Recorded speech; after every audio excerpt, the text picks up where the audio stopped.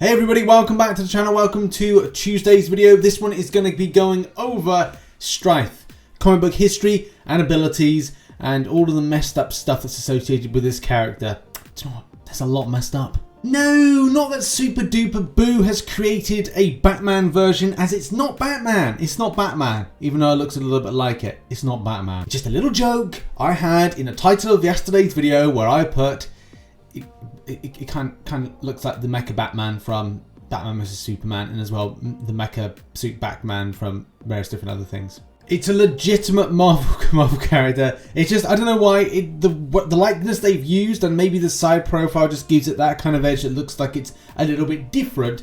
It's just a case, look, let's just get into the full minutiae of the video and give you the origin story, and then we'll go over some of the comic book abilities and things we're likely to see next week when the new update drops, I believe, and as well what we're likely to see in the build of the champion. So Kabam opted for more of a bulkier looking version of Strife, and this is the thing when it comes to like the samurai bits. I think it's more associated with samurai, with the arm pads, with the spikes, as well the other spikes, and as well the headpiece. This is where the, not confusion, but this is where I just don't know what, I don't know. I just got a cape as well. Everything kind of works towards this.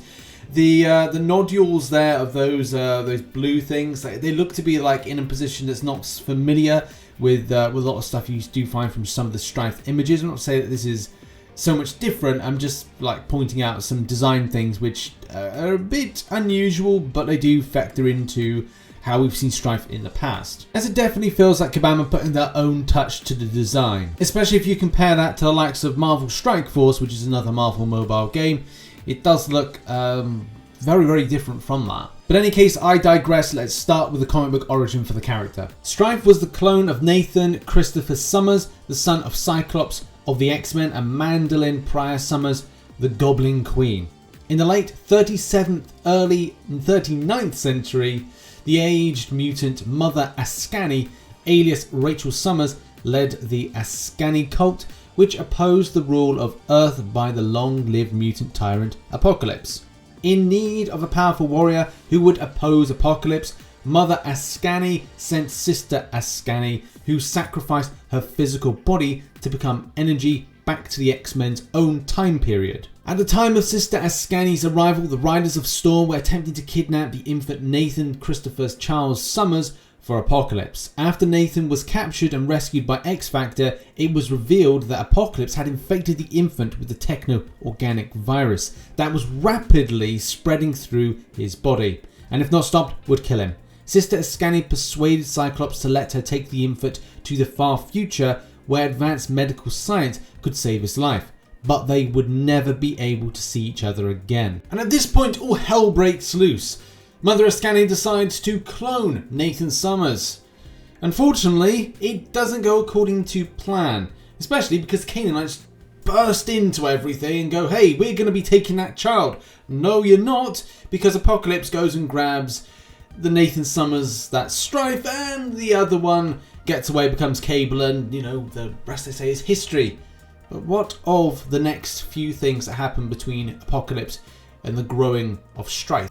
Well, therein lies the continuation of this story arc, with Apocalypse naming the clone Strife, as we've learned, and encouraging the boy's arrogance and cruelty as he grew into adolescence. Strife was watched over by Apocalypse's aide, Chevert, who regarded the boy's malevolence with mixed feelings. While training in Apocalypse Citadel in Crest Coast at 8 years old, Strife met young Nathan, now calling himself Dayspring, who was allied with Clan Rebellion, who were attempting to destroy a virus of Apocalypse. Surprised at their resemblance, Strife was defeated by Nathan and taken by Chevere to recover. Just imagine that you kind of like you meet your own clone. It's just like that Spider-Man thing where it's just pointing at they're pointing at one another like that, just like that, like you. No, you. Now, years later, during the ritual transferring Apocalypse's mind into Strife, Chevere openly opposed and was restrained while Strife was painfully telekinetically held in stasis.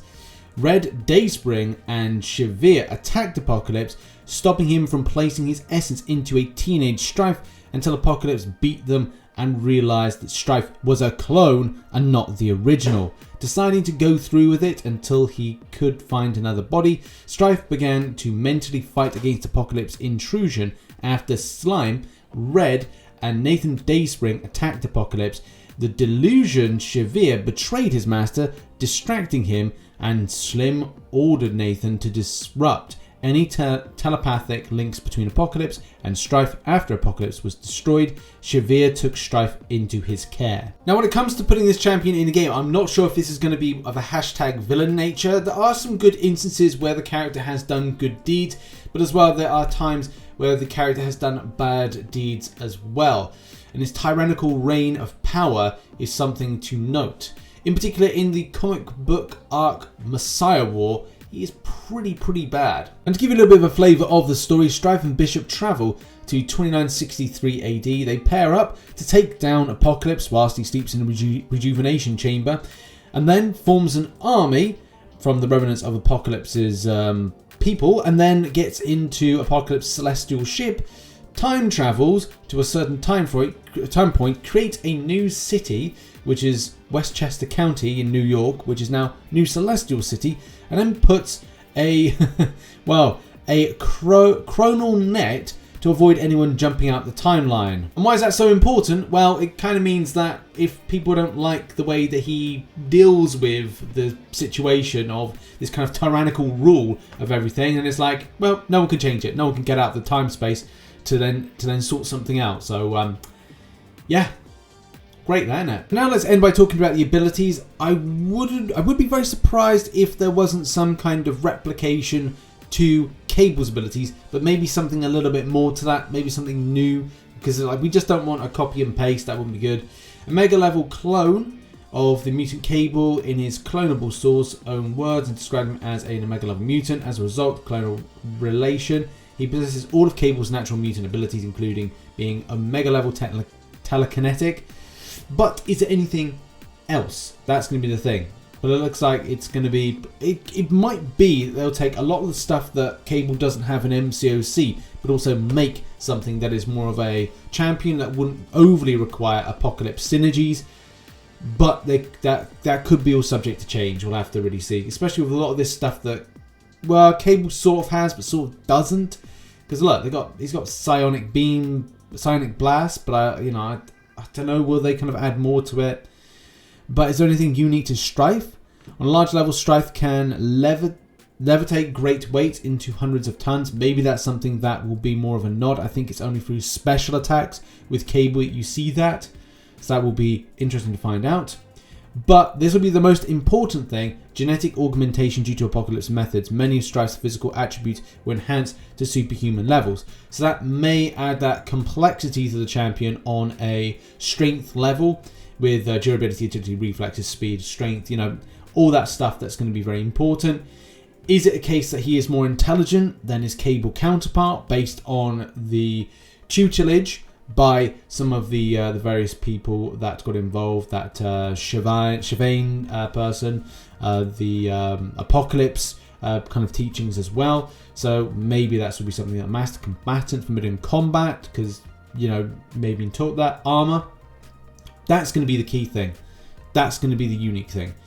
Strife almost always wore a suit of armor constructed of an unnamed light but durable alloy from his time that helped render him even more resistant to physical forms of injury.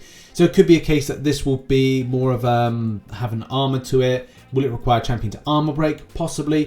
Will it be something that will be a key factor to just resistances? Make that he's bleed immune, because getting through the armor is going to be incredibly difficult. What is going to be all this? What's going to be this about? Will it be something that will be more of a resistant? Is it going to be vibranium that is the armor? Probably not, but we can't help but think. Either way, it's all good, and look forward to this champion coming in. Hopefully you've learned a little bit about this champion. Please make sure to check out some content recently posted up there, all the stuff from yesterday. I don't think YouTube sent out any notifications to people, especially like over, I think, between Sunday and yesterday. So yeah, go and check out some of that content, and fresh news and other stuff like that. Thanks for watching this video, and I'll see you very soon. Bye-bye.